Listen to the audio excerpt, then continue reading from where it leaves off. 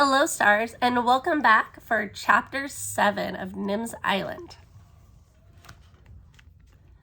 From the top of Fire Mountain, you could feel like a frigate bird was floating strong in the winds and seeing everywhere you wanted to see. You could see the island shores and the beaches and the grasslands and the cliffs and the rocks and the forest. You could see far, far over the sea, every way that it rolled to the ends of the earth. Early next morning, Nim whistled for Fred and hugged Selkie goodbye. "I'll be careful," she promised. Then she checked her spyglass that was around her neck to look for Jack, dropped the notebook and the pencil in her pocket to write things down for Alex, and packed 2 bananas, a piece of coconut, a pancake bread, and her bamboo cup into her packet for a picnic along the way. And she set off to climb Fire Mountain. She stopped at the pool to fill up her cup and shoved its bamboo lid tight back on and climbed up past the top of the waterfall, following the creek through tangling vines and fly-munching flowers. The air steamed and the sweat dribbled. "Get down and walk, Fred," said Nim. But Fred liked being carried, and he sprayed a cool salt water sneeze across her neck. "Okay," she said, "but we'll stop for a rest." The creek was shallow and warm, and they flopped in and trickled over their hot bodies. Nim lay on her back and peeled a banana. Fred stared at the coconut. "Later," said Nim. Fred tried to sulk, but it was too hot to bother. They climbed higher to the ground was gravelly and black. The plants were gray spikes, and the creek disappeared. Then there were no plants at all, just bubbling steam and the rotten egg smell of the hissing stones, but 100 times stronger. "Phew!" Nim coughed, and Fred sneezed a pathetic spray. Long, long ago, the top of Fire Mountain had been a round green pink. Then one rumbling, earth-shaking day, it had poured out its heart of boiling, rolling, melting lava, and the round green pink had been blown away. Now the top of the mountain was a sharp gray point, with a great smoky crater yawning below. Nim wanted to look down into the crater, but the cloud of steam was too thick to see through and too choking to breathe. And the longer she stood on the rocks, the hotter they got. So she had to hop on one foot and then on the other, and then she had to run out of the smoke and away from the heat to the very top of the mountain. She sat down, and Fred climbed off her shoulders, and they both took a deep breath. "Picnic?" asked Nim, and they shared a coconut and a water. Then Nim ate her bread and the other banana, and they looked all around. No matter which way or how far the spyglass stared, the ocean was empty. There were no white sails or anything else that could be Jack's boat. Nothing but a frigate bird winging steadily out to the western sea. "Maybe he'll bring me another message," thought Nim. But first she was going to be Alex's island eyes, far below her at the top of the frigate bird cliffs. Then Turtle Beach's pale gold sand, the grasslands, and the Shell Beach and the hut, onto the Sea Lion Point and Keyhole Cove, and finally the grim black lava rock that stretched all the way back to the far edge of the frigate bird cliffs. The island was built in layers, Nim thought: beach and rock and grasslands and rain and forest, and last of all, the rocky Fire Mountain cone. She picked up her notebook and pencil, but before she could start to write, the ground began to tremble.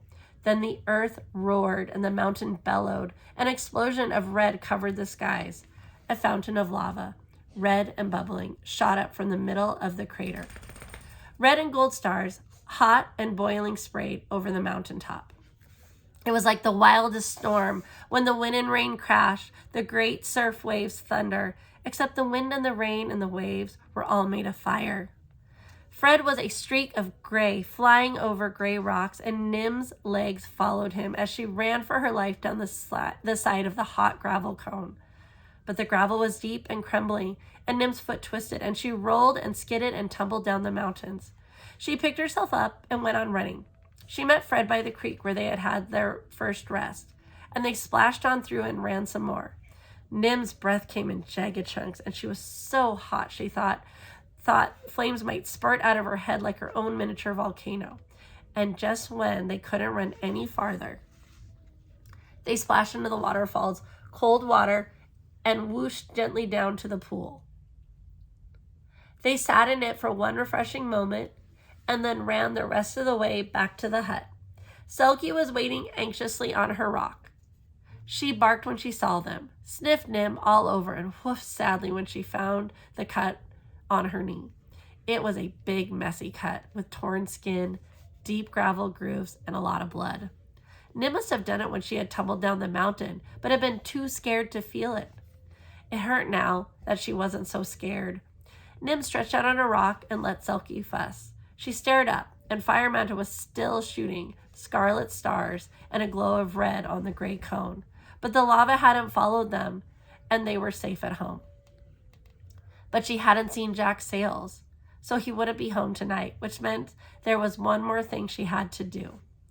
She took her fishing rod back to the rocks, and then she caught a fish, and she dropped it into a bucket. Because sometimes Galileo came when he was called, and sometimes he didn't, but he always came if he saw a fish. Dear Jack, today I climbed Fire Mountain to see if you were coming, but you weren't. I didn't do any science measurements or write anything down because the volcano erupted when we were at the top. If you think Fred can move fast for a coconut, you should see how fast he can run away from an exploding volcano. I think I can see Galileo now, so I'll say goodbye. Love, as much as Chica loves soccer, Nim. A frigate bird came closer, and it was Galileo. So Nim danced the fish in the air and called his name. Galileo swooped low and stayed long enough for her to pull out the letter that was tucked into his band and stick hers instead. Thank you, Nim called as the big bird soared up to his nest on the cliffs as she unrolled Jack's letter. Dear Nim, worked out the best way of fixing the rudder is to drill a hole through the tip. It's not easy underwater. Pass a rope through the hole and then steer it with the rope.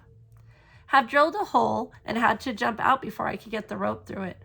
Sharks around here must have tasted the chunk that I lost from my forehead in the storm, thought it was a jaw-snapping yum, and wanted to chomp the rest. Soon as they forget about me, I'll get that rope through and be on my way home. But the storm blew me a long way, so it'll take me a couple days. Love, as much as sails loves wind, Jack.